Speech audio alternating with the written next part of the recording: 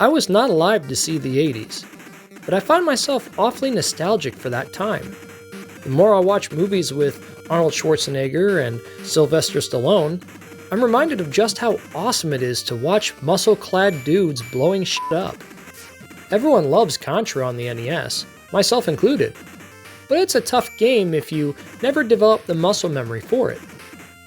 If you want all the glory, but not as much of the challenge, I have a game for you.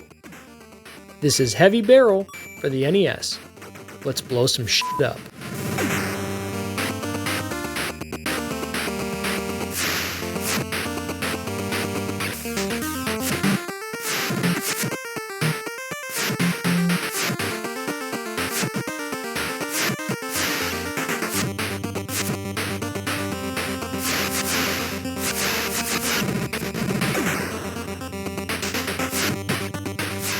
Heavy Barrel is a run-and-gun developed by Data East for arcades and later ported to home consoles in 1990. For an arcade to NES conversion, this doesn't look too bad and plays pretty well. Data East was really hitting their stride in the 80s and early 90s. So much so, they continue to milk their production from this era with all the cheap emulation devices they license out in the years that followed. As far as how this one fares, I often compare it to Contra. Not necessarily because they offer similar looking gameplay at times, but because they both play totally different within the same genre. Contra is fast paced, with a lot going on, while Heavy Barrel is a slower paced action game. At least the enemies don't move very fast to compensate for the slow scrolling. Your character movement in Contra is fluid, with controls so ironclad you know it's your fault when you die, and the game moves fast enough to keep you in the center of the screen so you can see enemies and have enough time to react. Heavy Barrel lets your character walk in any direction faster than the screen can move, so if you're not careful, you can walk to the top of the screen and step right into enemies that quickly spawned in. If you go into this playing like you would in Contra, you're gonna die and think the game sucks.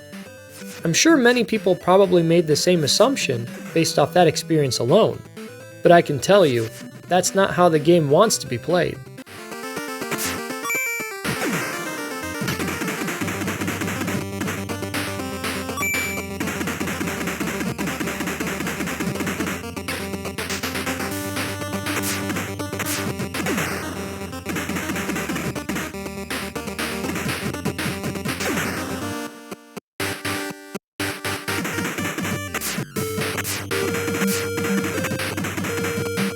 The game has 19 levels that link together the same way throughout. You go through a short level, mowing down enemy soldiers, whom I imagine fight on the side of the Sega Genesis. After all, their blast processing must be stopped. Once you reach and beat the level boss, you immediately blast a giant hole in a tall metal door trying to get in your way. Then you do it all over again. Simple game design, but addictive once you get on a roll. Especially once you find a weapon that suits you, which I'll elaborate on shortly. Just make sure not to die while carrying one of those weapons, because otherwise, it's adios until you find it again. And believe me, your standard shot takes a while to take down bosses and doesn't do much good when a mob of enemies are hot on your trail.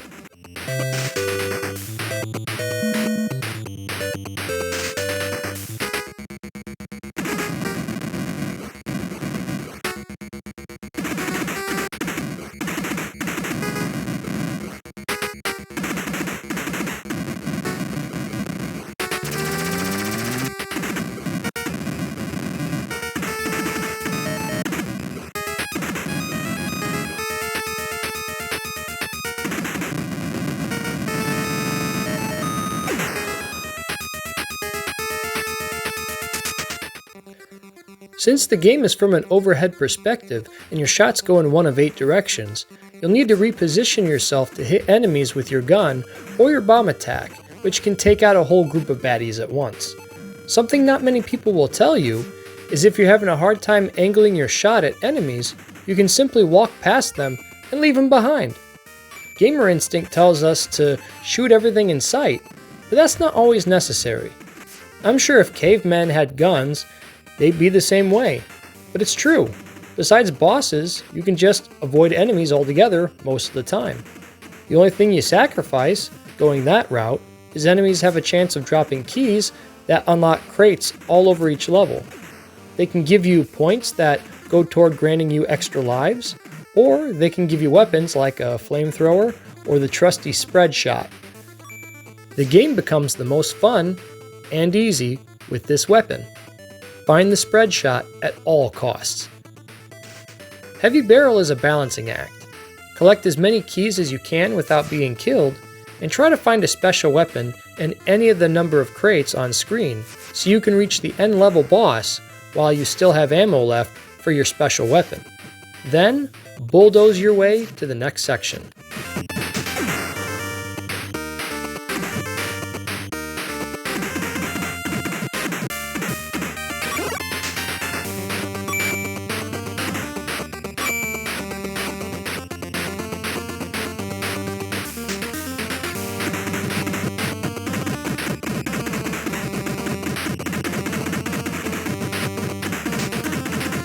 If you take your time, stay toward the center of the screen as often as possible, and learn how to line up your shots. You're bound to learn the enemy placements and do better each and every time you play. The game throws more enemies at you in later levels, but not so many that you cannot avoid them. With the slow scrolling and awkward angling of shots, it's a good thing the game goes slow. Otherwise, if it were designed to be played at a faster tempo, I don't think Heavy Barrel would work, because it's not as polished as other NES mainstays. If you're looking for an easy game where you shoot stuff up as a one-man wrecking crew, or even as a dynamic duo, bombing the shit out of people, then this is the game for you. It's not perfect, mostly with its performance, but it's definitely a fun time. Each playthrough will get you farther with patience and memorization. Although it's a good game for single player, it's best played with a friend.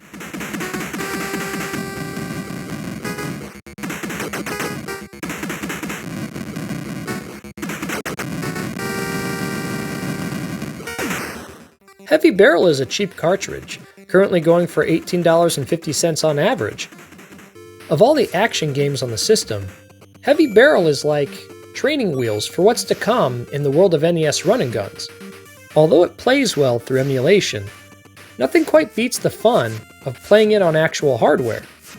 And for a more authentic experience, don't forget to recite cheesy one-liners from your favorite 80s movies.